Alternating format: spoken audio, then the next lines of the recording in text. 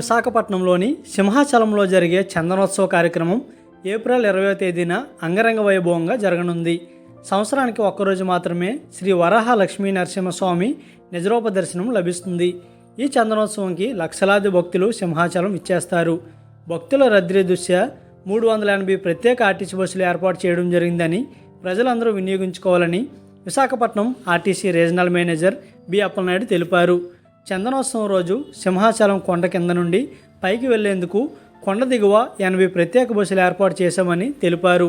తగరపోల్స, భీమిలి, గాజువాక, పెందుర్తి, ఆనందపురం, అనకాపల్లి, విజయనగరం, శ్రీకాకుళం జిల్లా నుంచి వచ్చే భక్తులకు సింహాచలం కొండ వరకు 300 ప్రత్యేక ఆర్టీసీ బస్సులు ఏర్పాటు చేశామని తెలిపారు. ఈ అవకాశాన్ని ప్రతి ఒక్కరూ సద్వినియోగం చేసుకోవాలని అన్నారు. అందరికీ నమస్కారం అండి. ముఖ్యంగా మన విశాఖ జిల్లాకి ముఖ్య కార్యక్రమంలో మనకి శ్రీ నరసింహస్వామి చందనోత్సవం అండి. ఈ నెల 20వ తారీఖు నుండి 20వ తారీఖున జరుగుతూ ఉంది. దీనికి ప్రభుత్వం నుండి కానీ, కలెక్టర్ గారి దగ్గర నుండి కానీ, కమిషనర్ ఆఫ్ పోలీస్ గారి దగ్గర నుండి కానీ, మరి ఈఓ సింహాచలం వారి దగ్గర నుండి డిఫరెంట్ మీటింగ్స్ జరిగాయండి. దీని ప్రకారంగా లాస్ట్ ఇయర్ ఏం జరిగింది, అంతకుముందు ఏం జరిగింది క్షుణ్ణంగా పరిశీలించి కొన్ని నిర్ణయాలు అయితే తీసుకోవడం జరిగింది. ఈ నిర్ణయం భాగంగా ఏపీఎస్ఆర్టీసీలో ఆర్టీసీ తరఫున 80 బస్సులు తిప్పాలని, కొండ నుండి కొండ పై వరకు తిప్పాలనేది, అంటే ఉచితంగా తిప్పాలన్నది ఉంటుంది. అదేవిధంగా ఈ ఉచితకి ఏంటంటే దేవస్థానం వారు దీనికి ఆర్టీసీకి పే చేయడం జరుగుతుంది. అదే కాకుండా 10 బస్సులు స్పేర్ బస్సులు కూడా పెట్టాలనేది కూడా ఆ నిర్ణయంలో తీసుకోవడం జరిగిందండి. దీనికి వివిధ ప్రాంతాల నుండి వచ్చే భక్తులందరికీ కూడా స్పెషల్ బస్సులు అయితే తెల్లవారుజాము నుండి మేము ఏర్పాటు చేసాం. 20వ తారీఖు 2 గంటల నుండి కూడా ఏర్పాటు చేసాం. కొండ నుండి కొండపై వరకు కూడా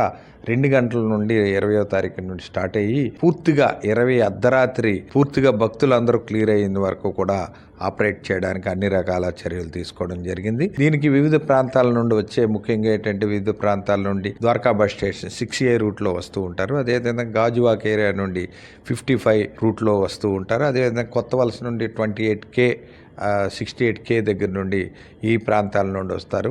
ఈ ప్రాంతాలన్నిటి నుండి కూడా డిఫరెంట్ పాకెట్స్లో 2 గేట్లు ఉంటాయండి. అడివరము వైపు నుండి ఒకవైపు, అదేవిధంగా సింహాచలం బస్ స్టాండ్ వైపు కూడా వస్తూ ఉంటుంటారు. ఈ 2 వైపులు కూడా డిఫరెంట్ బస్సెస్ మేము తిప్పడం జరుగుతుంది. దీనికంతా కూడా పూర్తిగా సుమారు ఒక 300 మంది బస్సుల వరకు మేము ప్లాన్ చేసుకోవడం జరిగింది డిఫరెంట్ ప్రాంతాలు రావడానికి. దీనికని కూడా అనుగుణంగా ప్రతి పాయింట్లో కూడా ఒక అధికారిని నియమించుకోవడం జరిగిందండి. డిఫరెంట్ అధికారులు, జోన్లో ఉన్న అధికారులు 30 మంది అధికారుల వరకు వీళ్ళందరినీ కూడా ఆర్టీసీ అధికారులను నియమించాం. ప్రతి బస్కి కూడా మనకి డ్రైవర్తో పాటు 2 ఫ్రంట్ గేటు, రేర్ గేటు కూడా ఉండి ట్రాఫిక్ని క్రమబద్ధీకరించడానికి కూడా ఇది కూడా మన స్టాఫ్ను కూడా నియమించుకోవడం జరిగింది. అదేవిధంగా ఏమైనా బ్రేక్ డౌన్ మధ్యలో ఏమైనా అవుతుందనే ఉద్దేశంతో మధ్యలో కూడా బస్సులు, స్పేర్ బస్సులు, అదేవిధంగా బైక్ టీమ్స్, అదేవిధంగా మోటార్ వెహికల్ టీమ్స్ కూడా పోలీసు వారు, డిటిసి గారి సహకారంతో దాంతో కూడా పూర్తి ఏర్పాట్లు అయితే సిద్ధం చేసుకొని ఉంచామండి.